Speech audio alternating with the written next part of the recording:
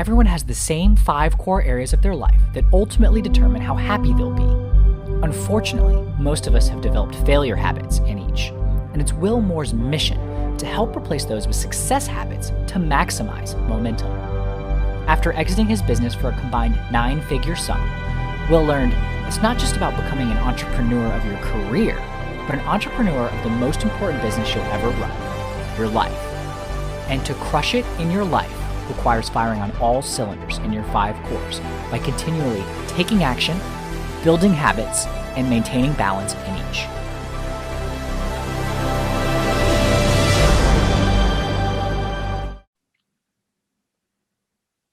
That was good.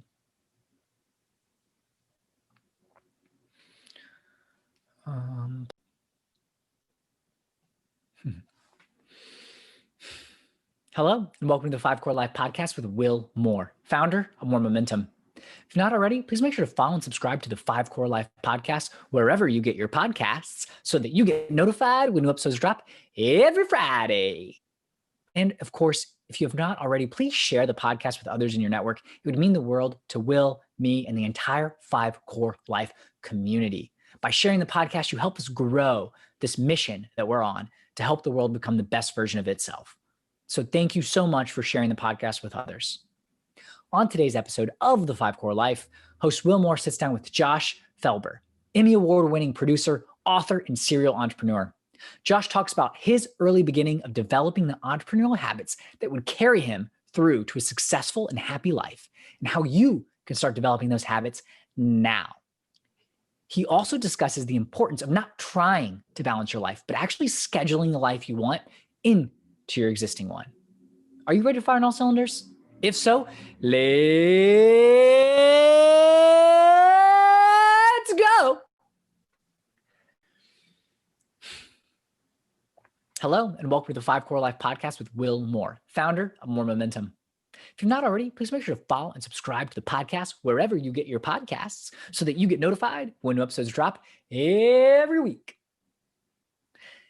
As well, please do a favor for all of us here at the 5 Core Life and share the podcast with others in your network. It's the only way that the podcast grows, and you're not only helping yourself become the best version of yourself.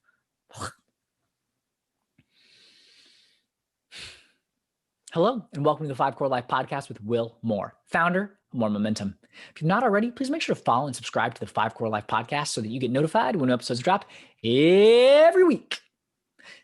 If you've not already, please share the podcast with others in your network. It would mean the world to us here at the 5 Core Life as we are on this mission to make the world the best version of itself. You can help not only by being a listener, obviously helping yourself become the best version of yourself, but by sharing it, you're helping others become the best versions of themselves, which in turn works towards our mission of having the world become the best version of itself. So thank you for sharing the podcast with others. Now, on today's episode of the 5 Core Life, host Will Moore sits down with the Josh Felber, Emmy Award-Winning Producer, author, and serial entrepreneur. Josh talks about his early beginning of developing the entrepreneurial habits that would carry him through to a successful and happy life, and how you can start developing those habits now. He also discusses the importance of not trying to balance your life, but scheduling the life that you want into your existing one. Are you ready to fire on all cylinders? If so, let's go.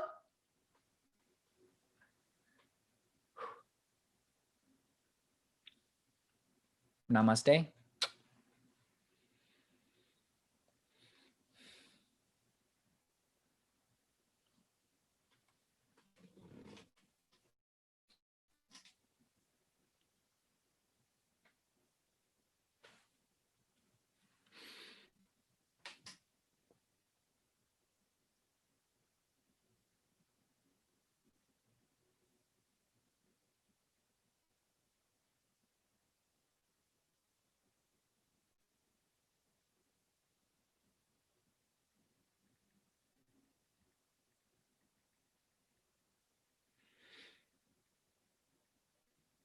Hey, what's up? How are you, man? Awesome. Awesome. Yeah, thanks for joining, bro. Yeah. Appreciate it, man. Honored to jump on and see what we can rock out today. Yeah, well, it's always good, somebody like me, I'm new. I'm not new to the. By the way, what do you call it? Do you call it self-help? Do you call it personal development? What do you call it? Because I feel like there's this, I don't know about you, but I feel like there's still this stigma in the air when you say those words, right? And yet what I'm trying to do, and from everything I've checked out and gotten into your stuff and what you're trying to do, you're kind of on the same page where it's like trying to make it cool, for lack of a better word, because that word's not cool, but like, you know, like where people aren't like, ugh, one of those guys, right? So what do you, how do you refer to what you do and how you're doing it? I mean, for me, it's just all come across just life integration. I mean, I took entrepreneurship and family and kind of just integrated it all. And I mean, for me, it was, I didn't even really look at it as personal development, but I mean, I read my first Tony Robbins, Think and Grow Rich, and all those when I was 14, 15 years old. And that kind of got me jump started in really taking and applying all the different, I mean, that was like my mentorship. What was that, 30 years ago now? So that was my mentorship before all this big mentorship. You didn't have masterminds. You didn't have all these different things that you can go and connect with, whether it's virtually, whether it's in person.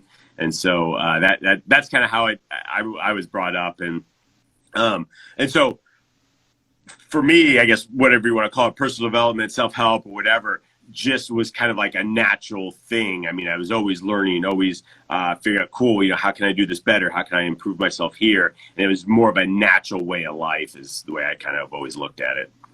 And that's why you've done well, because, right, like, you know, there's a lot, especially now in the age of, you know, I mean, the internet's been around for a while, obviously, but now with phones and everybody, you know, watches now, it's all, we're all connected all the time, a million streaming channels. It's like, it's become super easy for anybody to just go on and say, I'm an expert, listen to me, and I got the elixir to life for $9.99. You know, but it's the ones that have, you know, that are in it for the right reasons, like yourself, that kind of just didn't really go in to be like, I'm going to be a self-help guru or help people with their lives. It's just like you were interested in that. I'm sure you had your own struggles. I'd love to get into some of those. It's funny, almost every single person I interview has some sort of, I call it, I have one, my rock bottom bounce, but everybody has some sort of, usually a tragic tale that kind of helped sort of say, okay, I'm either going to turn my life around or things ain't going to end well, kind of like that do or die type moment. So I'm curious to see if you have one, yes or no, and then if so, I'd love to hear that story. So sure. we'll get into that, sorry, in just a second. But yeah, I mean, just in general, I just want to finish that thought that, like, unbelievable way, the way you got to do it is the way, like, you're naturally into this stuff. You've seen, like, you're using yourself, I call it myself a human science experiment, figuring out what works, what doesn't, and you're kind of evolving in your own life, and you're like, hey, this can help other people, right? Yeah. That's the right way to do it. Yeah. I mean, it's more, I mean, most of the stuff I put out there is all free content. So it's not, I'm not like, oh, cool, you know, I got this, so I'm going to go charge people for it. I just put it out there, and, you know, it's just, people have just gravitated back, and you're like, hey, you know, can you help me with this? Or, you know, can we look at doing something, you know? And so it's more been like a natural, organic process than, cool, hey, stamp on the wall, here's what I'm doing, you know. Right. But, you know, and buying, you know, all of a sudden, hey, I'm open, and then buying followers and making it look like you're something you're not. And it's tough for people to see through that because there's so much of that. The good news is I know these, you know, as much bad as social media and stuff, the stigma they get, and it can cause harm depending on how you use it. They are starting to realize, you know, and get rid of some of these fake accounts and not, you know, cracking down on the spamming and the bots and all these things, so that it's like the people that are authentic rise to the top. Kind of, it reminds me of Google kind of in the beginning days when you used to be able to like trick the system, like by buying the best website, that like the name that you bought. Remember back in those days, it was like, if I could just get the perfect name, then everything's settled, because somebody searches it and then my name comes right. And they figured out now, no, it's not just the name. It's, are you legit? Are you actually doing what you're saying you're doing? Sure. So that's the good news. So back to my other question. So what is your story? What, you want to kind of run through it briefly? Yeah. I mean, for me, I started as an entrepreneur as a kid. doing normal side kind of hustle stuff, grass and cutting people's yards and baling hay and things like that. And then my dad bought a computer one day, a Commodore 64, and loved it, started learning coding. And then when I was around 14, that's what I'd say I kind of started my real business was Commodore had come out with the Commodore Amiga computer. So it was kind of like whatever, like the top end PlayStation or Xbox now. That was like that back then. And this was like 30 something years ago. And so I was like, oh man, I got to have that. But it was $800. I was like, there's got to be a better way I can buy this. And started learning about distribution and wholesale and all that. And long story short, I got set up and approved. And I was the first dealer, Commodore Amiga dealer in my area, and friends were like, oh, where'd you get it? I'm like, well, I can get you one, discount more than you can go, get it through the catalog, through the company and stuff. And so that's kind of what started it all. And like I said, reading Think and Grow Rich and Tony Robbins' Unlimited Power and Awaken the Giant, those all got me jump started, entrepreneurial kind of mindset, and just everything that Tony teaches in there with how you look at things, how you respond to things, and everything. And so that got me started on the journey. One of the cool things, and it was funny because it was probably a couple of years ago, I found this old 8.5 by 11 legal pad kind of thing. And I had multiple columns on it, and like all the pages were filled. And it was all my original goals when he said to kind of vision out all your goals. And I did that, I think, when I was around 15 or 16. And it was kind of cool because like 85% of the stuff on there that I had written down had all happened throughout my life at some point. And so it was cool. And so I was talking to my kids about it and the reason for writing down and looking at them. And I probably looked at them off and on from like 15 or 16, whenever I wrote them down, till almost probably 19. And then I kind of lost it in move and different stuff like that. And I didn't know where it was. And so I actually didn't really look at it again until a few years ago when I found it unpacking a box from many years ago. Yes, there is a place in the world for hoarders. My wife gets so mad at me because I save all my memorabilia from child, not all of it. But right, yeah. She would say all of Pieces it. of it, yeah. I'm like, so now I got two small boys, right? You got kids, yeah? Yeah. Yeah. And right, you want them to see it. Not only is it fun, like you just said, to look back and be like, wow, that's where my little brain was at the time. But like I was into art and stuff back then, and like even like I've saved like some of my like writing samples from like my 3rd grade class. It's fun to kind of look back. Go back and see, yeah. But that's neat. And I used to do the same thing, and in college I still have mine. When I was 18, I made a goal list and I kept it, and that is really cool. That's a really neat one to be able to go back and look and see how you did. Yeah, and I think a lot of it now, you have all this different stuff happen, people, and I think it gets kind of lost out there, like, and I think writing down and, whether it's a vision board or, having it on paper and, looking at it, at the end of the day or in the morning, plays a significant part into your mindset, into integrating it into your DNA, to your life, and just some of the I know your core values and stuff there is by your repeated actions and seeing it, you're living through it, which will then help you subconsciously start to create those paths to reach those goals and everything. So love that. So did you not have one of these? So it sounds like, it's funny, by the way, we have a lot of parallels, not only your philosophy, but how we got started. Maybe there's a correlation here. I'm sure there is. But I used to mow lawns and shovel the snow and do the leaves. I lived in Bethesda, Maryland, Washington, D.C. And okay. So I had all the seasons, right? So I got to get out there and, right, same kind of mind. Like Alex P. Keaton was my idol growing up. Remember Alex P. Keaton from Family Ties? I was like, that's the guy, right? Yeah. And so, right, that got my little entrepreneurial brain going. And then I discovered a book called, when I was about 19, How to Win Friends and Influence People. You might have heard of it, Mr. Dale Carnegie. And then soon after, read Think and Grow Rich by Napoleon Hill, which you mentioned. And those just started shifting it all for me, right? And I never read the Tony Robbins one, but, those concepts, I call them universal truths, started entering into my brain. I was like, oh, okay. And I felt like I was in on this little secret, right? Because not everybody was looking at this stuff and reading this stuff. Oh yeah, most people didn't, like, unless you. Right.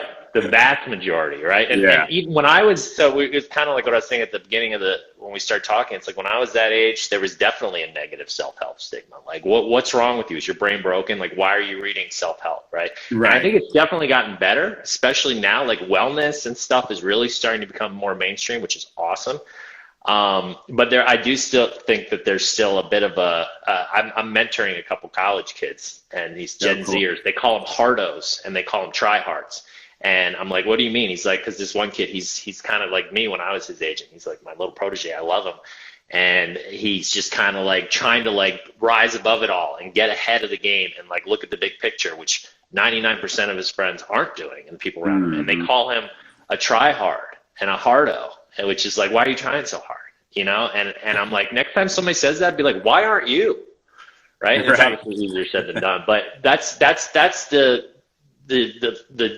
what people need to, you know, these younger guys, young adults, like start embracing, which is like, yeah, I want to be the best version of myself, and I'm going to do anything I can to, versus, oh, I need to hide this because, you know, I don't want people thinking that I'm, you know, there's something wrong with me. Yeah, no, that's true. And it's interesting because I know, like my kids even, have two boys that are 10 and my daughter's 12, and we all do martial arts and everything. And for them, it's like, what they're like, well, why, when they do tournaments, well, why do these other people get trophies, you know, when we got first place, you know? And they don't understand that. And like last year, they all qualified and went to nationals for Taekwondo and ended up getting first and second stuff, and sparring and forms and different things. And so this year nationals was canceled twice. And so they did it virtually last weekend, which was cool. You know, people still got to do it, but they're like, you know, it's different. Like it's not the same. And now everybody can participate whether you qualified or not. And, you know, and so they just kind of stepped in and said, like, you know, I'm going to wait till next year till we can actually really do it again and stuff. And, you know, and it's that whole thing is, you know, it's, you know, people think, oh, you know, I got to have these participation trophies because it helps them feel better. Well, but that's not how life is in general. And, you know, and I think a lot of people have come up with that mindset that whether I try or not, I still get rewarded. And, you know, and that's what we're teaching our kids is, and you got to put in the time, you got to put in the work, you got to put in the effort, and you have to go after it, you know, and you can do and get pretty much whatever you want, but you have to put in the time and the effort to do it. And so it's cool seeing them and kind of where they are compared to like kids that are older than them that are still in that cycle of, you know, I get it regardless of whatever happens. Very interesting. You know, I haven't actually had this conversation with any guests. This is an interesting topic, the participation trophies. One of my kids is 4.5 and one of them is 18 months. So I'm not there yet, right? I haven't even gotten to the stage where they're getting the trophies and whatnot. My initial instinct when I originally, like, this started coming into favor, like 4 or 5 years ago? I don't know. I remember. At least, I think, yeah. At least, yeah. Yeah. And I remember when I originally heard about it, I was like, that's good. You know, because, you know, these kids, you know, not everybody's going to be an athlete, and there's going to be kids that are out there that are going to feel like, oh, what's wrong with me? Why can't I be like the other kids? And then you're kind of giving them something. And then, you know, now I've heard yours and other similar views, which is sort of like, well, you're not really doing them any favors. And now that I have my whole, you know, victim mindset thing locked in, which is like, you do not want, I call it fixed victim versus growth owner. The last thing in the world you want to be is a fixed victim that basically says, right, you know, oh, poor me, you know, hand me something so that I can get by because I can't do it myself type of thing. Versus the growth owner, which is like, look, if I want to succeed in life, I got to go out, I got to do the work, I got to get it. And I have everything within me to do so. So I'll be honest, I'm still my kids aren't there yet, so I'm sure my views will be locked in when it gets to that point. I'm still kind of in between in terms of, so put it this way, my kid, he's as unathletic as you can get, right? Right. And as a father, at first it was very hard to come to grips. Granted, he's only 4.5, so that could change. Everybody's like, chill out.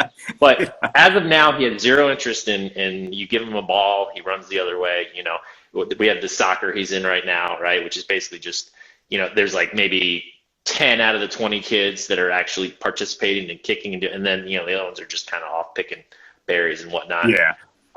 You know, he's the berry picker. And, you know, and I'm just, at first I was like, oh, this is so hard to watch as a dad, because I was really into sports, and that was one of the things that helped get me through some of my tough times. And then I'm like, well, you know what? Maybe he's going to be a great artist. Maybe he's going to be, you know, a great, whatever it is that's not sports related. Even though I think as a guy, it's easier to kind of go through life when you have sports. It just helps you bond with others, grows your confidence. You don't have to have it. And then I look at somebody like him and I'm like, when he gets to that age and he's doing sports, I know he's going to, when he starts to become more aware, I know he's going to feel like, why can't I do that? Why can't I be like those other kids? Why can't I, if he maintains the same level of coordination? And it's hard as a dad. I just wonder, is there anything to help that? And I'm like, participation trophies, maybe. I don't know. It's interesting. Yeah, I mean, like I know. I mean, I played sports. I played football and ran track and did all that stuff. And I mean, you either win or you didn't win. That's just the way it was. Right. And right. I mean, and even with my kids, like as they were growing up, and kind of like my whole thing is whether you're an entrepreneur or whatever you're doing, is I've always just kind of integrated them in everything we do. So whether when they were real little, and my daughter was 4, I had owned some CrossFit gyms, and, you know, and I would just take them to the gym, and, you know, we would just do fun things and all that. And so that's translated into, and like the boys really love working out. And my daughter's cool. I'll take it or don't take it. I mean, she'll work out or not work out. And, you know, and normally we all worked out together most mornings throughout the week and stuff anyways. But just kind of involving them in whether it entrepreneurship with our companies and things like that. And, you know, now they all have their own business. And so by involving them, but not like, hey guys, you got to go do this, you know, they just started, you know, curiosity. Oh, well, hey, how can I do this? Well, what can I start? Or how can I do this? And, you know, and it creates that curiosity for them. Like, oh, okay, mom and dad's doing it. So how do I, you know, be able to do it? You know, and whether it was me working out and them wanting to do it. And, you know, one day we just said, okay, hey guys, you want to go try martial arts? Because we're not into like all this travel stuff where you got to travel around and 10 different sports things. I like, look, you can pick one thing, do it and do well at it. And when you hit a certain point, you know, then we can move on to something else if you want. And so that's how, what we do. But we took him in the first time at martial arts. I think my daughter was probably 4 and the boys were 2-ish. And so, you know, and it was okay, but then, you know, we waited a year and they wanted to try it again. So we took them back, and from that point on, they're like, oh, this is awesome. And, you know, and from like a confidence standpoint and things like that, because it's different than sport like basketball and football and baseball and things like that. And so it gave them something different. And I mean, now we're testing in December for our 3rd dan in Taekwondo, black belt. They're, red belt, or I guess 5th level in Muay Thai. So they have one more to go for black belts in Muay Thai. So, you know, and they want to start, I'm in Taekwondo, plus I'm also a black belt in Krav Maga, and I teach it and stuff as well. And so they're excited to go and move on to that level after Muay Thai and starting to learn all that. But if I wasn't doing it, they may have not even cared less about it. And, you know, I think creating and doing and then creating that curiosity brings them into a lot of things. Well, and that ties into just that's a great example of, like, you know, my whole thing is action. What are the habits that you're developing, that you've developed to this stage in your life? And that's what I try to help people. To me, it all comes down to habits. And, you know, I have my 5 core areas, and I see you have your, you know, your main areas. Yeah, they line up pretty close to your. They do. You know, and it's sort of like we all have these main areas of our life. What are the habits you've developed in each? And unfortunately, most, because of this, I call it this broken system that we're coming through. It needs a lot of work, but that's why I'm doing what I'm doing. I'm sure you as well, to try to, you know, fix it and have people working together versus this type of thing. And, you know, yeah, it is. It's just all about, it's the habits that you develop, and, you know, replacing those with the failure habits with success habits, and just tying that and the kind of what you were saying, it's like, you know, you are teaching your kids through the habits that you have. You know, they're going to watch the actions that you're taking. So, you know, whether it's sports, whether it's how you speak to other people, whether you're on your phone all day, right? That's what they're going to start just absorbing. And they're little sponges, as you know. And you got to be careful. And so it's like you start living your life the way that, you know that you want to end up. I have this funeral exercise that I have people do where it's like, okay, where you're on your deathbed, what do you want said about you at your funeral? And that just forces people to just go zoop right to the end. And it's like, whoa. And it's like, are you on track with that? You know, if not, what habits do you need to change? What actions do you got to take? Yeah. Oh, for sure. What advice do you give people in terms of first? So you have your areas, the family, business, your faith, and then just, you know, it sounds like enjoying your life, which I would use as emotional health. What is your kind of main system that you use to sort of help people to make sure that they're incorporating and balancing all of these? Yeah, I mean, take a look at where most people are spending their time is what, you know, where's all that time, you know, and if most of the time is, you know, at the office, on their business, you know, on their phone, you know, whatever it may be, and, you know, and have them track it. I mean, we even do that with our, you know, employees, and like, oh, you know, I don't have enough time to get all this stuff done. Okay, well, here for the next week, track what you're doing. You know, every time you switch and do something else, write it down and track it. And then we go back and say, okay, look, I mean, half the day you're doing this, and, you're at the office from, you know, 6 a.m. until 9 p.m. And yeah, I mean, you got to hustle and you got to get after it, you know, while you're building your business and stuff.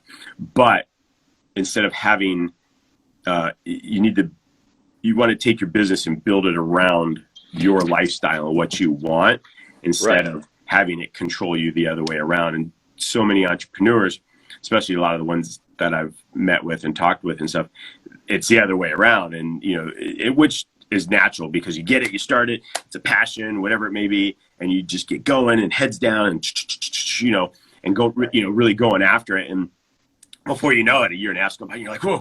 And it's just, that's your new habit, as he said. You know, that's your new habit. That's what you're used to. That's what you're doing day in and day out. And so you got to get that to switch. Right. Mm-hmm. Yeah. No, continue. Yeah. No, that's right. You just have, as soon as you got to get that, you got to switch that. And so, you know, one of the big things for me was, like when our daughter was born, when our daughter was born, I was working, I had a business I owned with 2 other people, and we were going, it's just like, man, I was in the office, we were traveling all the time. I was like, I really want to get out of the office and just not be stuck in here anymore. And so that's when I left, and in 2010, opened up my CrossFit gym and everything. And then I was like, okay, how can I do this, but also be able to spend time, make sure I'm spending time with my daughter, and then our boys were born that year as well. And so, you know, being able to take care of them and help, you know, and raise them and everything else. And so, you know, what is that best way to do that? And so that's where I was like, okay, I got to shift my mindset and, oh yeah, I'm putting in the hours, I'm doing what I can over here. But then, you know, when I'm home with them, I mean, that's that time that I'm spending, and I'm focused right there, you know, with them. And so that's kind of what made a shift for me to start to really figure out, because if you try to balance things, it's kind of like that teeter-totter where you're on one side and then the other side, and one side's always going up, and at some point you're going to get exhausted. I'm done. Where through integration, everything's all involved at some level with one another. So, you know, whether it's, you know, having your faith, and then your faith pulls down into your family, into your fitness, into, you know, entrepreneurship and everything. And then you have your family, which, you know, comes down from there. And, you know, I guess that's why we work out. We do martial arts together. We do those kind of things. So our fitness is all tied into our family and what we do. And then, you know, and then overall health and fitness, you gotta be healthy. You gotta be fit. You got to, you know, be able to, you know, keep up with your kids if you want, some people, you know, and that kind of a thing. And so it all ties in with one another. When you tie it in all with one another, it's not like, oh shoot, I'm spending way too much time over here, way too much time over here. I mean, we'll take our kids to mastermind entrepreneur events and things like that. And we do trips where every couple of years, each one of the kids that's going an individual trip, with myself. And so they had a couple of years, let's see, 2 years, or 2018, and actually in October, my one boy, he wanted to go to New York. So we went to New York, went over and hung out with Gary Vee for a little while. And then as soon as I flew back the next day, then I flew with my other son out to Genius Network, a big mastermind event out there with Joe Polish and everybody. And he had an awesome time connecting with people. And then just having them by themselves, you can see all of a sudden out of nowhere, he starts selling, he's getting stuff from people and then he's selling it to people, and literally made $400 in the 2 days we were there. And everybody's like, oh my gosh, who did Joe Polish or no, my son. That yeah. He's got the same thing as you got when you were young. Yeah, so it's just, but him seeing him pick some of that stuff up and listening, but now he's out there and he's just, opened up and stuff. So where I was going with all that is, integrating instead of trying to balance will help. And whether if you don't own a business and you work somewhere, and obviously you have more of a set schedule, but set your schedule and then build, okay, I'm at work, whatever, 9 to 5. Cool. Well, then what are you going to do first thing in the morning when you get up? Are you going to get up late and barely get out the door? Or are you going to get up and spend time with your kids if you have kids? And then when you come home, are you going to spend time with them, or are you going to go sit on the couch and turn on the TV and drink a beer or do whatever? So we have all those options. It's just, do we want to participate and take advantage of them? Yeah, I like that. Right.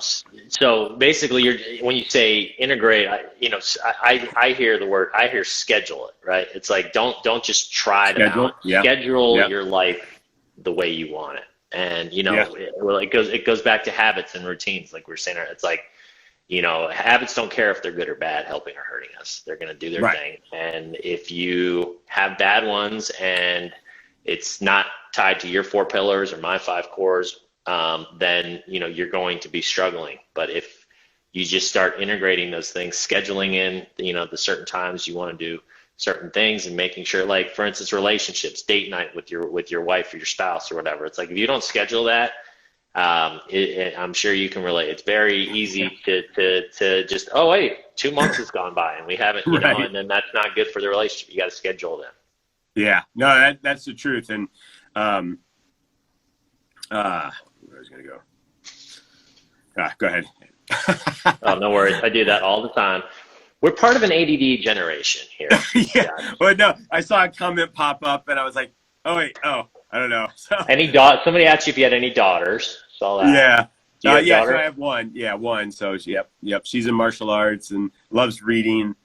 She reads probably a book every other day-ish. And I mean, they're that thick. So. Good for her. People will read again. Did you ever see that movie Vanilla Sky with Tom Cruise? Yeah. Dude, that's such an underrated kind of off the radar movie. Say what you want about him. I think he's a great actor, and to me, that was one of his best performances. And there's this scene, it was good, where his lawyer, he's like, "People will read again," and there's this spattering of applause. That is what's happening. We're getting away from that. So anybody that reads, especially kids coming up and again, habits, learning, training, getting your brain. I read to my son every single night. That's cool. And, ideally when he gets to that stage, it'll be ingrained. Okay, nighttime is for reading, and I'm going to get my book out, because it's just so easy to just hop from device to device. And I saw, what I watched last night? Have you seen The Social Dilemma on Netflix? I did. Yeah. Woo, that was good. So, talk about where this stuff is headed, what we're on right now, social media, what it's being used for. And so, obviously, They took it pretty to an extreme, but I don't disagree with the core of the message, which is, you got to be careful to not let these devices and these apps run your life, because remember, the people programming them are these guys sitting in a room trying to figure out how to get you addicted. Not so much, they're not trying to help you. Your best interest isn't in mind. They have shareholders that they have to appease, and they'll get sued if they don't do the things that they're doing. They need to keep making sure. And so these features you add that you're like, oh, this is so cool and stuff, teenage suicide being an all-time high since social media. especially with girls, came out. They courted, I think they did like 2011, social media started taking off, and then literally like the suicide rate and depression like spiked. So as parents, it's super, super important. And everyone they interviewed on there, I don't know if you remember, but it was like at the end of it, they said, do you let your kids use social media? And they all said no. Yeah, right. No, it's true. It's I mean, our kids have them now, but we've shown them over the last couple of years it's a tool. So since my daughter owns a company called Paleo Pets, so it's an all natural pet care business, and it's a tool for her to post and engage and to drive traffic to her website. She uses her iPad, but she loves drawing, so she draws a lot on her iPad. Right. And I feel like if you raise your kids right, and you're kind of coaching them along the way, right? They're absolutely, technology is not evil in itself. It's how you use it. And if you use it correctly, like what we're doing right now, like if somebody's watching this, they're going to get, it's going to benefit them versus, sure. the opposite. Yeah. So it's exactly right. It's all about how you use it. And there's amazing things you can do with it. And I wouldn't be able to do my business right now without it. And so I'm very thankful for it. It's tough to not go down that slippery slope and start, especially when you're younger, getting your self-esteem from the likes and wait, nobody liked this picture. What's wrong with me? And that was cool how they had, did you like the image, like first it was just an avatar of this guy. And then the real him, and then he starts getting sucked into the world, and then the conspiracy theory, and then he gets arrested at the end, and then the avatar is actually him, and he's like the real. That was neat. They did a good job with that. That was clever. Anyways, is there anything? So we're running out of time, but what haven't we covered? There's so much to talk about. Anything specific that you would like to discuss? Oh, man. Right now it's just everything going on. A lot of uncertainty, a lot of false information being pushed and moved around and things like that. I think a lot of people seem to be not knowing where to turn to and stuff. I think now's the big time to, reach inward and look up towards God and, and find, somebody there that's going to ground you and bring, and help you. Because with uncertainty, that's going to drive a lot of people to do and make choices that they probably wouldn't have. They're going to look for, either President A or President B, whoever it may be, thinking, okay, whoever I vote for, that's going to solve all my problems. But it's you and your connection to faith and things like that. You're the only one that can do that. Yeah, whoever's there can change laws and do things like that and raise taxes and screw us and that kind of thing. But in all, it comes down to us and who we are and, and how we look and interact with ourselves and with people around us. And the more that we can continue to spread kindness and love and connection for people and stuff, I think that'll outweigh all the negativity and falsities and things like that are out there. So, right on. Yeah, right. It's goes back to that victim versus owner mindset. Like you can vote your way out of creating the life that you want. And unfortunately, certain candidates out there, not getting political, I think they set it up for that to be like, you better vote for me, otherwise. Really, they all pretty much do that. Some more so than others, but I'll solve all your problems, just vote for me. And that's the exact wrong message. I could get on a soapbox. I feel like we got to get rid of politics altogether. I don't know how that would ever happen, but especially two parties where it's like literally you got now half the country, half the world, like hating the other party and can't believe they're voting for this other person. It's like, no, we need to do this. And this is just promoting more of this. So that's a whole nother, topic. And then one last question I'll ask you. Sure. Habits. Yeah, as I said, very important. I like to end my segments with what would you say is a habit that you have right now that one of your top habits that's helping you to live the life you want, be successful, be happy? Top habit. Oh, well. I think one of the big ones is, at least for me, since I have kids and stuff, is kind of our whole morning routine just is doing stuff together, whether it's working out, meditation, and that kind of thing in the morning. And then that kind of usually starts the day. If you don't have kids, is, when you're up, one of the big things is, journaling, writing down kind of what your focus is for the day, where you're going, what you have. I'm good and bad with that. So I do great for a while and then I get off of it and things like that. I've never been a big writer. And so I think that's probably why. So I have to make myself physically, all right, I'm going to sit down, I'm going to write and take 5 minutes or 10 minutes and do that. Fortunately, my kids have gotten a good habit of it. And so they write in their journals at night and they do their gratitude journals and different things like that. And so that, so that's a good habit for them. Mine's a work in progress as always. And then I think, making sure you have the health, make sure your health's right, is huge, especially now, to keep you, healthy and away from stuff. And I mean, if you see all the different things and, whether it's the president and the wife and son, they all had the coronavirus, things like that, but they used supplements and health and good foods and things like that to help get through it and get past it. So treating your body, taking care of your health, is huge. And and just like you said, spread kindness and love to everybody right now for sure. So. Love it. Yeah. Morning routines, night routines, huge, huge, huge. I tell people that all the time. Your morning sets up your whole day and you want to start it right. And so get that routine going. And then at night, the journaling. I have a little system I use. I'm actually turning into an app.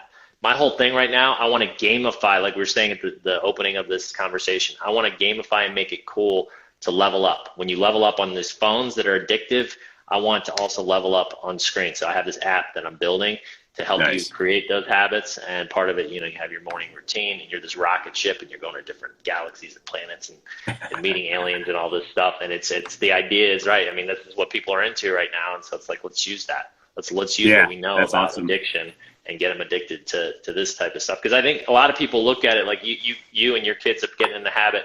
But, without that guidance, without somebody like you to get them in that habit, there's nothing, they're not just going to do it on their own. And then they just never do it. And then that becomes a failure habit. And then they're, it's hurting them, that their negative momentum is building year after year after year. So you got to get them early. You got to get them addicted to the good stuff. And so that's like become my whole life's mission. Yeah. No, that's awesome. That's super cool. Cool, man. Well, this was awesome. Thank you so much, Josh, for taking the time. This was amazing. Oh, and by the way, you mentioned Gary Vee earlier. Are you guys pals? Like, you said you introduced him to Gary Vee. Like, what is that?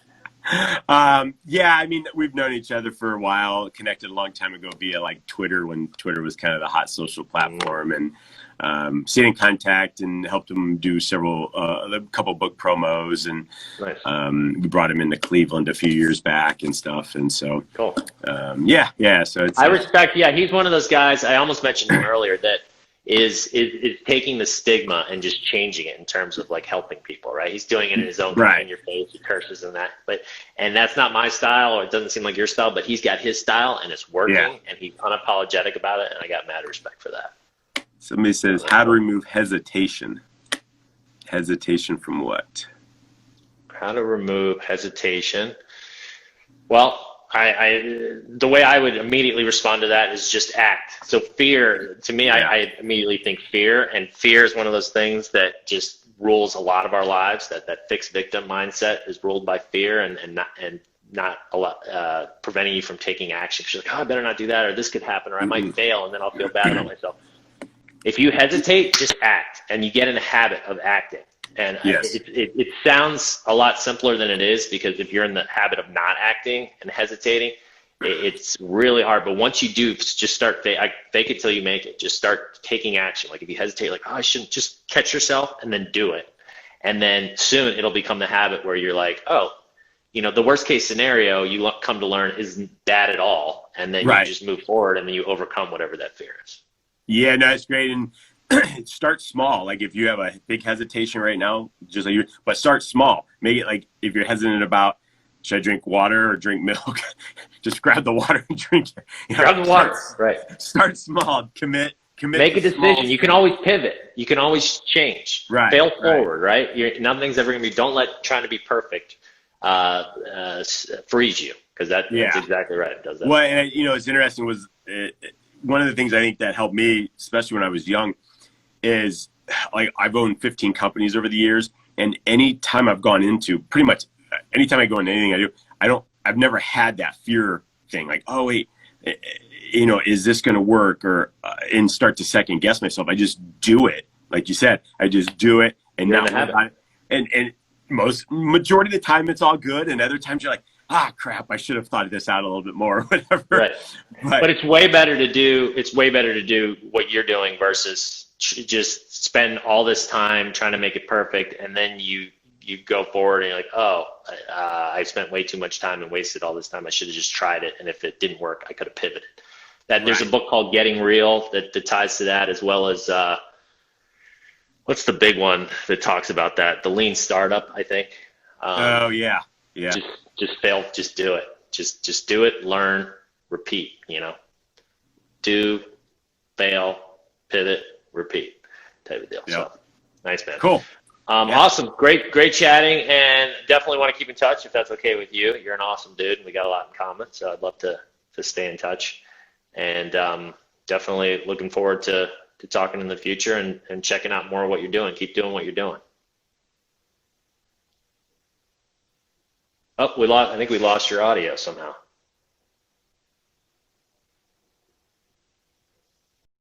That's it for today's episode of the 5 Core Life podcast with Will Moore, founder of More Momentum.